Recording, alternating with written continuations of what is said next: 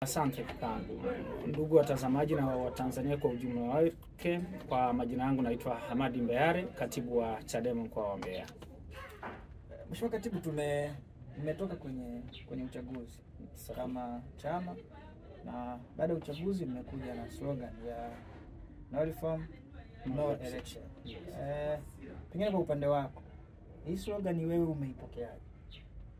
Hii ni sio tu mimi, kila Mtanzania mwenye akili sawasawa, hata bila kujalisha vyama vyetu, anapaswa kuipokea. Anapaswa kuipokea kwa sababu ina mantiki ya kuleta thamani ya mpiga kula. Ndio maana ya halisi ya slogan hii, kwamba sisi Chadema tunakusudia kula ya kila mmoja iwe na thamani, kwamba yeyote mpiga kula kimchagua John, walio wengi wakimchagua John, tunataka tume imtangaze John na sio Japhet. Kwa hiyo tunataka kuweka thamani ya kula ya Mtanzania. Kwa hiyo ni slogan moja nzuri sana, kwa sababu ya mapito ambayo tumeyapitia, kwa sababu ya chaguzi ambazo tumefanya chaguzi za hovyo sana. Sasa tutaki kurudi kule kuchagua viongozi kwa kutumia damu za watu. Mnaenda mnapata mwenyekiti lakini mmezika wengine chini. Mnapata kitongoji lakini mmeumizwa hata wengine mikono, wengine wamevunjwa, wengine marehemu. Sasa hicho ndo hatutamani. Tunataka kula ya Mtanzania ipewe thamani yake. Ninyi kama chama, kwa sababu hili linaonekana kila mtu anavuta upande wake.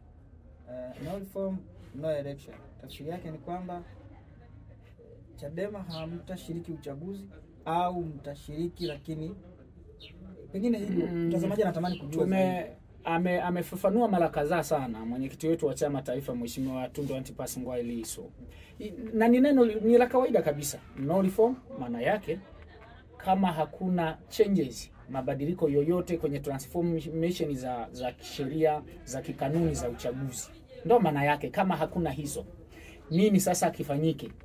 Inasema no election. No election maana yake uchaguzi usifanyike. Sio tusishiriki. No, hatujazungumzia kwenye kuparticipate sisi kwenye kuparticipate tutaparticipate. Tunazungumzia kwenye kuto kufanyika kabisa.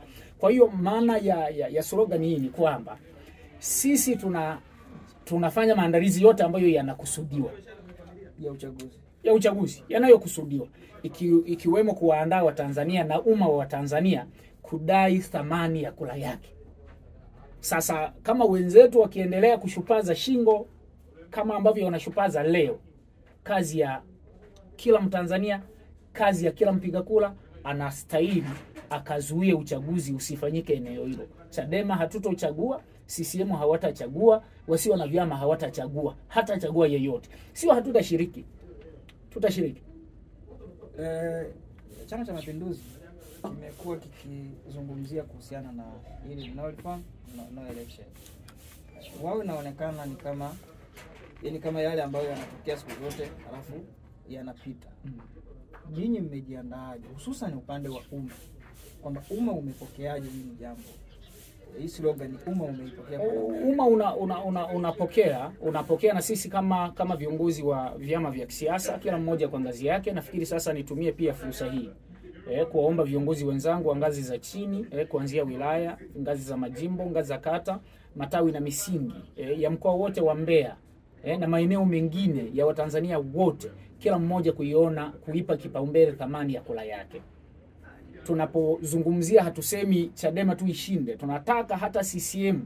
Chadema mfano tunaongoza nchi, tumeshika dola, ameshinda mtu wa CCM, ameshinda mtu wa ST, walio wengi kwenye hilo eneo wanaopaswa kumchagua wamemchagua. Tunataka wamtangaze yule, sio tu kwa sababu wamtangaze Chadema peke yake. Hiyo sio slogan ya Chadema. Kwa hiyo tunauandaa umma, kila mmoja kuona kula yake, waipe thamani kama ambavyo inakusudiwa.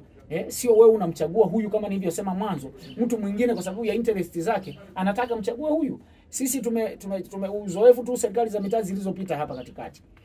Mtu ameshinda kabisa blaza, wamejaza fomu, ameshinda kabisa, wamemtangaza, ameondoka nyumbani, kesho anakuta fomu ile ya matokeo pale ukutani imebanduliwa, inasema tulikosea.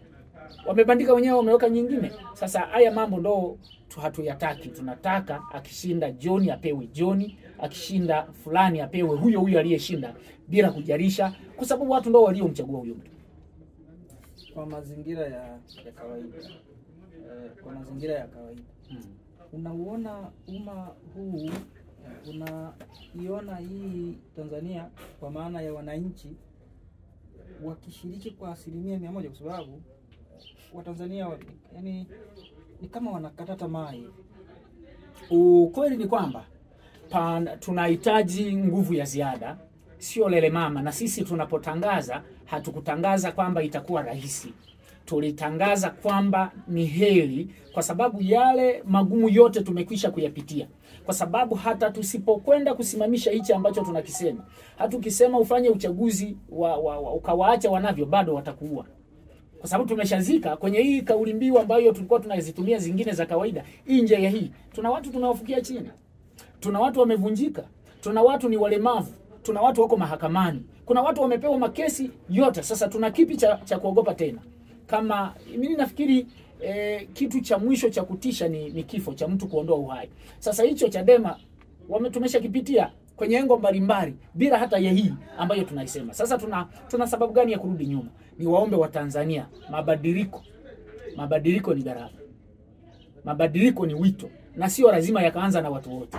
Sisi ambao tuko tayari tutaenda barabara. Kumekuwa na kauli tofauti. Mheshimiwa Katibu, kumekuwa na kauli tofauti kwamba baadhi yenu ninyi kama viongozi, lakini pia na wale wanaofikiria kugombea. Na hili nafikiri Mheshimiwa Lissu amesema mara kadhaa kwamba watu wanaona ni kama wanaenda kuipa nafasi CCM zaidi. Ni kama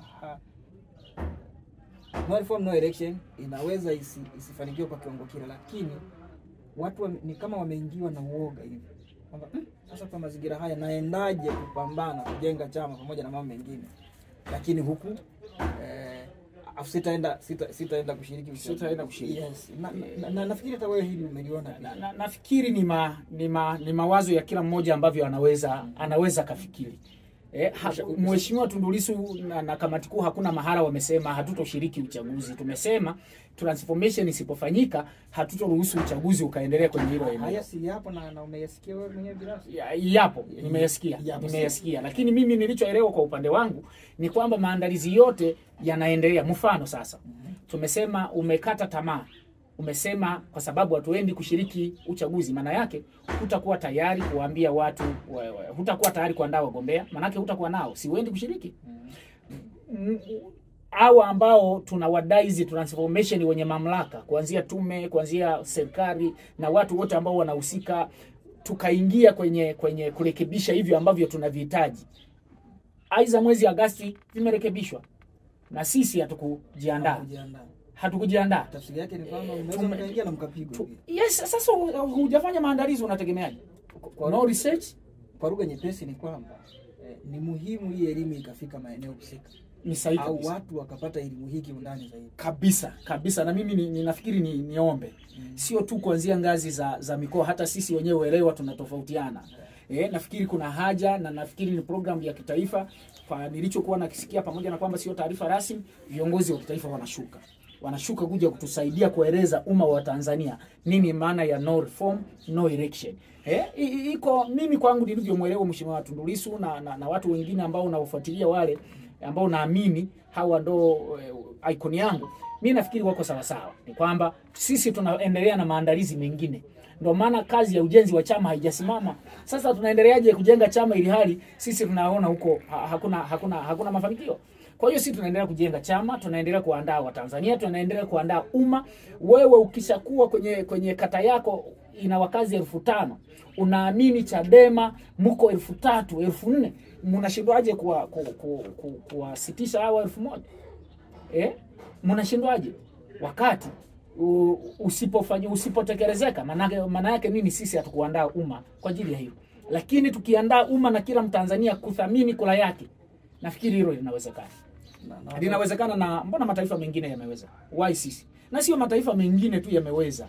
Hata huku kwenye chaguzi za serikali za mitaa humu ndani ya Chadema, pamoja na mahangaiko na mateso ambayo tumeyapitia, tuna wenzetu walikomaa. Wametangazwa. Si wametangazwa katikati hao. Wametangazwa, wapo. Kwa hiyo nafikiri tukiamua kila mmoja kibeba thamani ya kitu hii ambayo tunataka isiwe ya siku moja, iwe endelevu hata kwa vizazi vijavyo, ili linawezekana. Lakini Chadema nguvu ya umma ni kubwa. Chadema mmekuwa mkishiriki chaguzi mbalimbali. Ni sahihi. Tangu 2015, 2020 pamoja na yote yaliyotokea. Sana sana tujikite zaidi kwenye 2015, 2014 ambapo kimsingi tunaweza tukasema Chadema ilishiriki uchaguzi. Kuna maeneo mlishinda.